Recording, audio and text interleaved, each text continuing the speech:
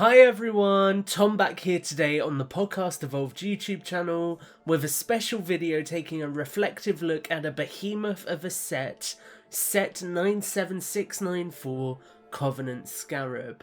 This huge set has over 3,300 pieces. It was released back in 2014 and we thought we'd take a look at it after touching on it in our recent original trilogy sets Builds with Blocks episode.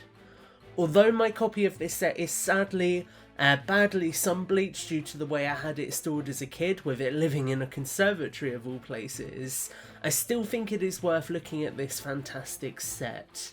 So I wanted to revisit it briefly in today's video. If you find yourself enjoying this look back at the Scarab, then please make sure to like this video and also subscribe here on Podcast Evolved, as we'll know that you'd like to see more looks back at other Mega Bloks and Mega Construx sets in the future. It's worth kicking off by looking at just how huge the Scarab is, with this vehicle being arguably the largest Mega Construx set released to date.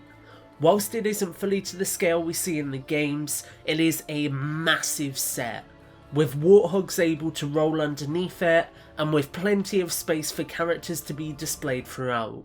The colour palette here is really well achieved too, and whilst these colours appear more muted and damaged on mine due to the unfortunate damage which the plastic has endured, I think you can still get a good idea for how a cleaner version with no sun damage would look.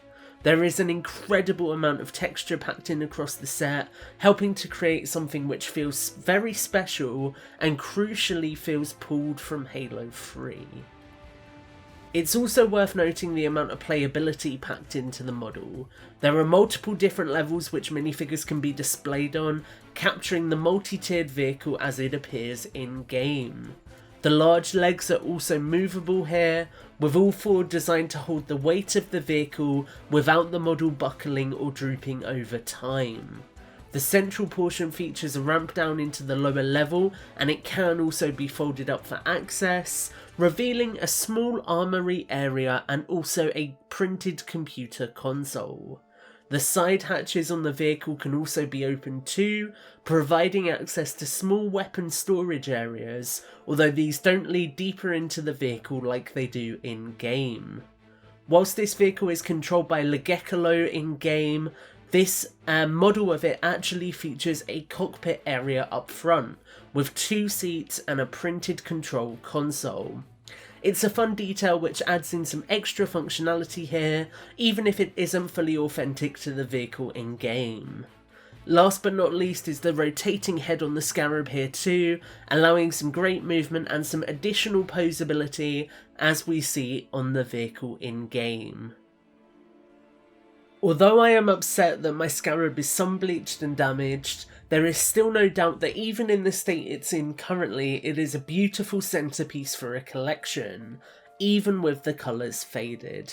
This truly is an impressive model which Mega were able to accomplish, with an incredible sense of scale whilst also not compromising on the importance of detail here.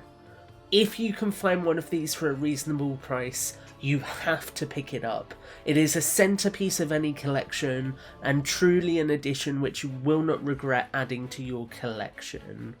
If you'd like to hear more about the Scarab in particular, and how our good friend Goodwill Hunter was involved in working on this model, then check out our Builds with Blocks episode with him, linked at the end. Thanks as always for watching this video. Let us know what you think in the comments down below, and as always, evolved.